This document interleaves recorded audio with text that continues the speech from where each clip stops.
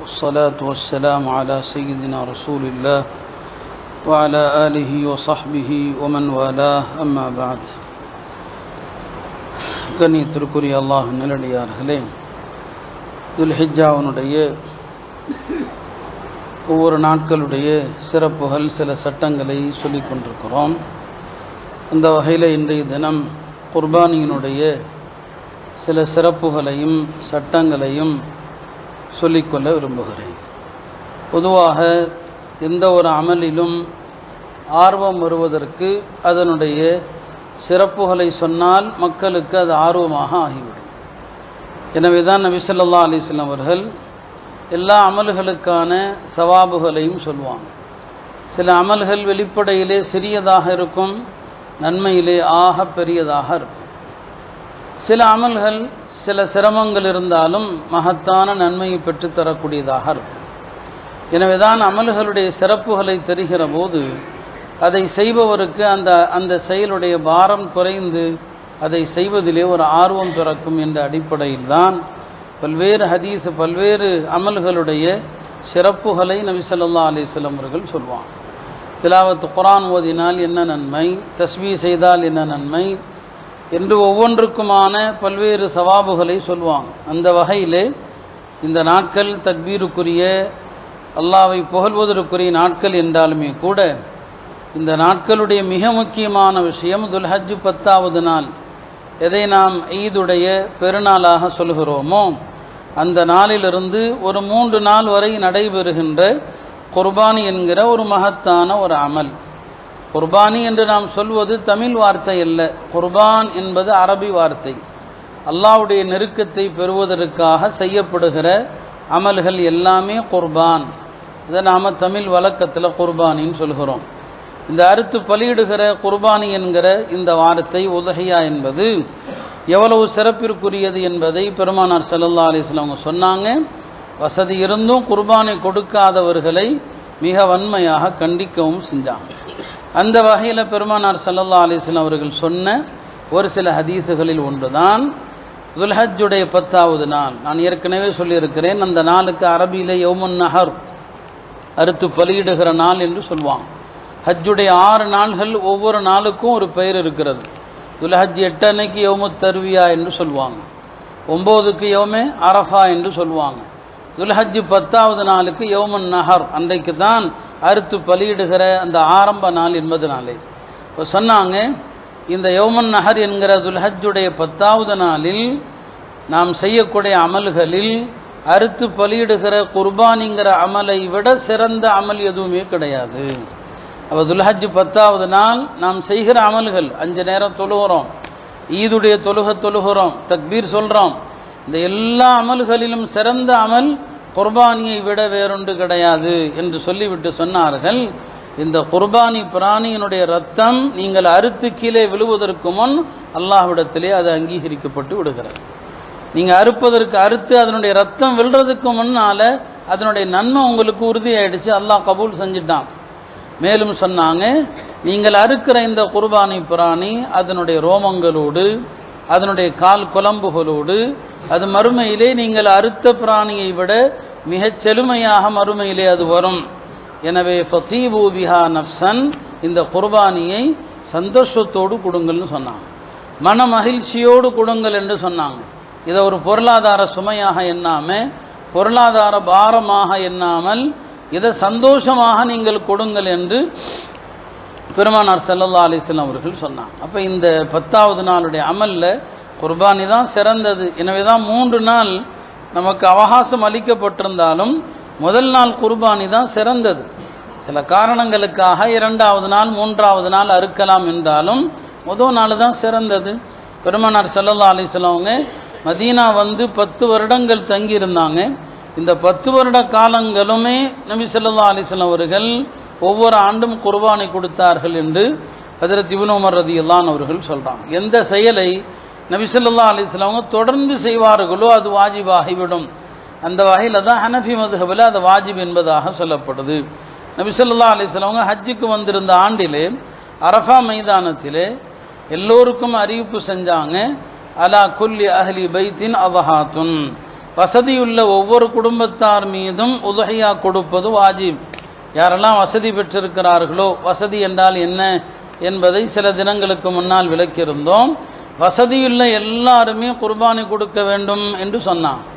இன்னொரு ஹதீஸில் சொன்னாங்க, மன் வஜத ஸஅத்தன் வலம் யுதஹி, வசதி இருந்தும் யார் குர்பானி கொடுக்கலையோ ஃபலா யக்ருபன்ன முஸல்லானா, அவர் தொழுகைக்கே வர வேண்டாம்னு சொல்லிட்டான். யார் குர்பானி கொடுக்கலையோ அவர் ஈது தொழுகைக்கு வர வேண்டாம் என்று பெருமானார் ஸல்லல்லாஹு அலைஹி வஸல்லம் அவர்கள் மிக கடுமையானதொரு வார்த்தையை சொன்னான். எனவே அருமையானவர்களே, இந்த வணக்கத்தை நாம் வணக்கமாக செய்யணும். ஒரு விளையாட்டுத்தனமாக, ஏதோ ஒரு பொழுதுபோக்கு அம்சமாக, திருவிழாக்களில் அல்லாஹ் பாதுகாக்கணும், அறுத்து பலியிடுற மாதிரியான ஒரு செயலாக இல்லாமல் முதல்ல இது இபாதத்துன்னு நினைக்கணும். இன்றைக்கு நாம் ஓதிய வசனங்கள் கூட, ஃபஜ்ரிலே ஓதிய வசனங்கள் ஹஜ்ஜு சம்பந்தமாக, குர்பானி சம்பந்தமாகத்தான் வருது. இந்த குர்பானி அல்லாஹ் சொல்கிறான் ஷஆயிருல்லா, இவைகள் எல்லாம் அல்லாஹ்வுடைய அடையாள சின்னங்கள். காபா அல்லாஹ்வுடைய அடையாள சின்னம், ஹஜ்ஜுடைய இடங்கள் அல்லாஹ்வுடைய அடையாள சின்னம், குர்பானி பிராணிகள் அல்லாஹ்வுடைய அடையாள சின்னம். இந்த குர்பானி பிராணிகளை கண்ணியப்படுத்துவது அவருக்கு நல்லதுன்னு அல்லாஹ் சொல்கிறான். வமன் யுஅஸிம் ஹுருமாத்தில்லாஹ் ஃபஹுவ கைருல் லஹு இன்த ரப்பி. மேலும் சொல்கிறான், வமன் யுஅஸிம் ஷஆயிரல்லாஹ், அல்லாஹ்வுடைய அடையாள சின்னங்களை யார் கண்ணியப்படுத்துவாரோ ஃபஇன்னஹா மின் தக்வல் குலூப், அது உள்ளத்தில் இறையச்சம் இருப்பதற்கான அடையாளங்கிறான். எனவே தான் குர்பானி பிராணிகளை பார்த்தா தக்பீர் சொல்லணும். நேற்று பயானில் கூட சொல்லியிருந்தோம், என்னங்க தக்பீர் சொல்லணும். குர்பானி ஆடுகளை பார்த்தா அல்லாஹ் அக்பர் அல்லாஹ் அக்பர்னு சொல்லணும். இதுதான் அதற்கு நாம் கண்ணியப்படுத்துவது என்பதற்கு அர்த்தம். எனவே இந்த ஆடுகள், இந்த கால்நடைகள் போகும்போது பொழுதுபோக்காத பார்க்குற நாட்கள் அல்ல இது, அதை கண்ணியத்தோடு பார்க்கணும். அல்லாஹ்வுடைய அடையாள சின்னங்கள் இவைகள் எல்லாம் என்பதைத்தான் இந்த ஹதீஸுகள் ஆயத்துகள் எல்லாம் நமக்கு உணர்த்துகிறது. எனவே வசதியுள்ளவர்கள் தாராளமாக குர்பானி வீட்டில் எத்தனை பேருக்கு கடமையோ அத்தனை பேருக்கும் கொடுங்க. குர்பானிகளில் சிறந்தது, ஒரு காலத்தில் சொல்லுவாங்க ஒட்டகம் சிறந்தது, அப்புறம் மாடு, அப்புறம் ஆடுன்னு சொல்லி. சில உலமாக்கள் சொல்லுவாங்க எந்தெந்த பகுதியில் மக்கள் எதை அதிகமாக சாப்பிட்றாங்களோ அது சிறந்தது. இப்போ நம்ம பகுதியில் ஆடு என்றால் ஆடு தான் சிறந்தது எந்த அறிஞர் பெருமக்கள். மொத்தத்தில் யாருக்கு எது சாத்தியமோ அந்த குர்பானி அவர்கள் மனமோந்து நிறைவேற்ற வேண்டும். குர்பானி பிராணியை வாங்குகிற விஷயத்தில் நபி ஸல்லல்லாஹு அலைஹி வஸல்லம் சஹாபாக்களுக்கு மிக தெளிவாக வழிகாட்டுவாங்க. சொன்னாங்க, குர்பானி பிராணியை வாங்கும்போது அதனுடைய காதுகளை பார்த்து வாங்குங்க, அதனுடைய கண்ணை பார்த்து வாங்குங்க, அதில் ஊனம் இருக்குதான்னு கவனிங்க, ஒற்றை கண்ணுடையதா என்று பார்த்து வாங்குங்க, காதுடைய முன்பக்கமோ பின்பக்கமோ கிழிஞ்சிருக்குதா இல்லையான்னு பார்த்து வாங்குங்க, காது கிழிந்ததை வாங்கிறாதீங்க, ஓட்டையிடப்பட்டதை வாங்கிறாதீங்க. இறைச்சிக்காக ஆட்டை அறுக்கிறோம், அதுக்கு எந்த நிபந்தனையும் இல்லை. அன்று பிறந்த குட்டியை கூட அறுத்து சாப்பிடலாம். இறைச்சிக்காக வாங்கக்கூடிய அன்றாடம் இறைச்சி சாப்பிட்றோம், அதுக்கு எந்த ஆட்டையும் அறுக்கலாம்.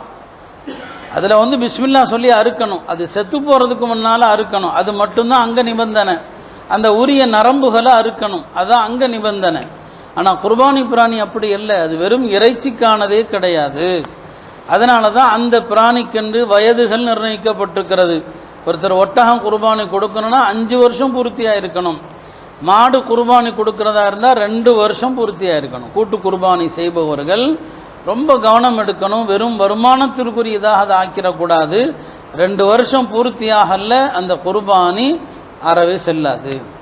ஆடுகளாக இருந்தால் வெள்ளாடு 1 வருஷம் கண்டிப்பாக பூர்த்தியாக இருக்கணும். செம்மறி ஆட்டுக்கும் 1 வருஷம் பூர்த்தியாக இருந்தால் தான் கூடும் என்பது சில அறிஞர்கள் கருத்து. சிலர் சொல்லுவாங்க செம்மறி ஆட்டில் பெருமானார் ஸல்லல்லாஹு அலைஹி வஸல்லம் ஒரு விதிவிலக்கு கொடுத்தாங்க. 6 மாதம் ஆன செம்மறி ஆடு பார்ப்பதற்கு நல்ல செழுமையாக இருக்குது, பார்ப்பதற்கு நல்ல ஒரு வயது மாறி தெரியுதுன்னு சொன்னால் அதையும் கொடுக்கலாம். 6 மாதத்தை விட கம்மியாக இருந்தால் அறவே செல்லாது. அப்போ 6 மாதம் ஆன செம்மறி ஆடும் கூட நன்கு கொளுத்ததாக இருந்தால் தான் பார்க்கறதுக்கு 1 வருஷம் ஆன மாதிரி இருந்தால் தான் கூடும். அதனால் இதில் நம்முடைய அறிவுக்கு வேலையே கிடையாது. ஹஜ்ஜு குர்பானி இங்கெல்லாம் நம்முடைய அறிவை பற்றி பேசக்கூடாது. ஏன்னா சில பேர் வித்தியாசமாலாம் கேட்பாங்க, 1 வயசான 25,000 ரூபா கொடுத்து வாங்குறதுக்கு நான் 2 ஆடு வாங்கிட்டு போயிடுறேன் குட்டியை. நம்முடைய அறிவுக்கு இங்கே வேலை இல்லை. இப்ராஹிம் அலைஹிஸ்ஸலாமுடைய மார்க்கமே அதுதான். அல்லாஹ் சொல்வதற்கு அடிபணியணும். என்ன சொல்கிறான் அல்லாஹ், அவ்வளோதான். இப்போ நான் அக்கீகாவை பற்றி சொன்னேன். ஆண் குழந்தைக்கு 2 ஆடு, பெண் குழந்தைக்கு 1 ஆடு. இதான் அல்லாஹ் சொல்கிறான், மார்க்கம் சொல்லுது. அல்லாஹ்வுடைய சட்டத்தில் அதில் நாம ஆட்சேபனை தெரிவிக்கும் விதமாக கேள்வி எழுப்பக்கூடாது. ஏங்க ஆம்பளை பிள்ளைக்கு 2 குறை சொல்கிற மாதிரி கேள்வி எழுப்புனா அல்லாஹ் பாதுகாக்கணும், அவன் சில நேரம் காஃபிராக போயிடுவான். ஆனால் அதில் என்ன நுணுக்கம் இருக்குது, அல்லாஹ் ஒரு தத்துவம் வச்சுருப்பான். அந்த அடிப்படையில் இதில் ஏதாவது நுணுக்கம் இருக்குதான்னு கேள்வி கேட்கலாம். ஆனால் அந்த நுணுக்கம் நமக்கு தெரிஞ்சாலும் சரிதான், தெரியாவிட்டாலும் சரிதான், அல்லாஹ்வுடைய மார்க்கம் என்னவோ அதற்கு நாம் அடிபணியணும். அப்போ இது மார்க்கம் வரையறுத்திருக்குது, இப்படியான ஆடுகளை வாங்குங்க, இப்படியான மாட்டை வாங்குங்க, இதில் நம்ம அறிவுக்கு வேலையே கிடையாது, ஏதோ ஒன்று அறுத்தா போதும் அப்படின்னு நினச்சா அந்த குர்பானியினால் எந்த பலனும் கிடையாது. எனவே வாங்கி அறுக்கிறோம், அல்லாஹ்வுக்காக அறுக்கிறோன்னு சொன்னால் நல்ல அழகானதாக இருங்க. நபி ஸல்லல்லாஹு அலைஹி வஸல்லம் கருப்பு வெள்ளை கலந்த செம்மறி ஆட்டை கொடுப்பாங்கன்னு வருது. அதாவது மிகுதியாக வெள்ளை இருக்கும், கொஞ்சோண்டு கருப்பு இருக்கும், அதனுடைய தாடை பகுதியில் கழுத்து பகுதியில் கொஞ்சம் கருப்பு இருக்கும். இது அரபியில் சொல்லுவாங்க அம்லஹ், கருப்பு வெள்ளை கலந்த ஆட்டை பெருமானார் ஸல்லல்லாஹு அலைஹி வஸல்லம் அவர்கள் குர்பானி கொடுத்ததா ஹதீஸில் வருது. அப்போ வெள்ளை அதிகமாக கருப்பு கொஞ்சமாக இருந்தால் அந்த மாதிரி ஆட்டை பெருமானார் அறுத்தாங்க என்பதற்காக வாங்கினால் அந்த சுன்னத்துடைய சவாபும் நமக்கு என்ன செஞ்சிடும், கிடைச்சிரும். இதை நாம் என்னங்க கவனத்தில் வைக்கணும். அதே போல் குர்பானி பிராணிகளை வாங்குகிற நேரத்தில் இது குர்பானி பிராணிக்குன்னு இல்லை, இப்போ வியாபாரிகள் வர்றாங்க, அவங்களுக்கும் நோக்கம் என்ன, கொஞ்சம் லாபம் சம்பாதிக்கணும். வியாபாரம்னா அதில் லாபம் சம்பாதிக்கலாம், மார்க்கம் அதில் அனுமதிக்குது.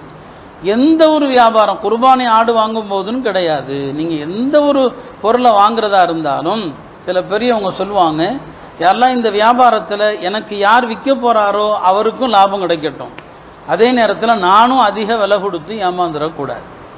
அப்போ நம்ம அவனை ஏமாத்திடவும் கூடாது, ரொம்ப குறைஞ்ச விலைக்கு அடித்து பிடிச்சி வாங்கிட்டோம் என்று ஊரெல்லாம் பெருமை பேசவும் கூடாது.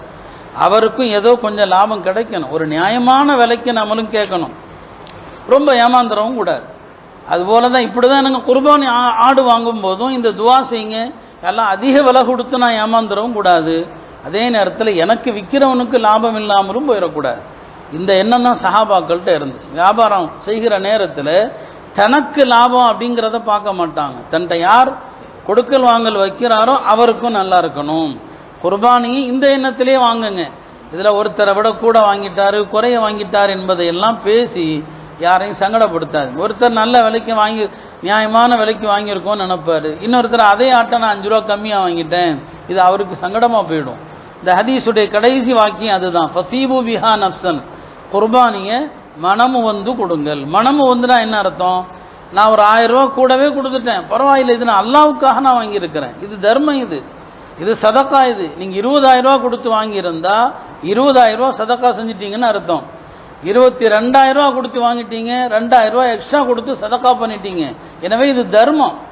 இதில் ஒரு 500 1000 கூட போயிடுச்சுங்கிறதுக்காக நான் ஏமாந்துட்டேன்னு நினைக்காதீங்க, நான் அதிகமாக சதக்கா செஞ்சுருக்கேன்னு நினைங்க. இதுதான் அர்த்தம் ஃபதீபு பிஹா நஃப்சன், குர்பானி பிராணிகளை மனமுவந்து வாங்கி அருங்கள். எனவே பெரிய வியாபார சந்தை அல்லாஹ்வுடைய கிருபையில் நம்ம ஊரில் நடக்குது இல்லையா, கோடிக்கணக்கில் வியாபாரம் நடக்குதுன்னு சொல்கிறாங்க. இது அல்லாஹ்வுடைய பெரிய ஒரு அருள். வேறு எந்த முஸ்லீம்கள் வாழுகிற பெருநகரங்களிலும் இவ்வளவு ஆடுகள் விற்கப்படுவதில்லை. அந்த ஆடுகளை வாங்குகிற நேரத்தில் துவாவோடு வாங்குங்க, எவ்வளோக்கு வாங்கினீங்களோ அந்த விலை தர்மமாக போச்சு. தர்மம் கொடுத்த பிறகு ஆஹா இவ்வளவு கொடுத்துட்டனே அப்படின்னு யோசிச்சா அது எவ்வளவு மோசமான செயலோ, அதே போல தான் குர்பானி பிராணிகளை வாங்கின பிறகு கொஞ்சம் காசு அதிகமாக போயிடுச்சு அப்படின்னு நினச்சா அதுவும் மோசமான செயல். வாங்கிட்டோமா, அல்லாஹ் பெருமானார் சொல்வது போல தீபு மனமுவந்து கொடுங்க, அல்லாஹ்வுக்காக நான் தர்மம் கொடுத்துட்டேன். இந்த அடிப்படையில் குர்பானி பிராணிகளை வாங்கி அறுக்க முயற்சி செய்வோம். எந்த குறைகள் இருந்தால் செல்லாது என்பதை இன்ஷா அல்லாஹ் நாளைய பயானிலே தெரிவிப்போம். எல்லாம் வல்ல அல்லாஹ் இந்த புனிதமான நாட்களிலே நிறைய நல்லறங்கள் செய்கிற வாய்ப்பை தந்து நாம் கொடுக்கிற குர்பானிகளையும் அல்லாஹ் ஏற்றுக்கொள்வானாக. நமக்கும் வரக்கூடிய ஆண்டுகளிலே ஹஜ்ஜுடைய தௌஃபீகை தருவானாக. வ ஆகிரு தஅவானா அல்ஹம்துலில்லாஹி ரப்பில் ஆலமீன்.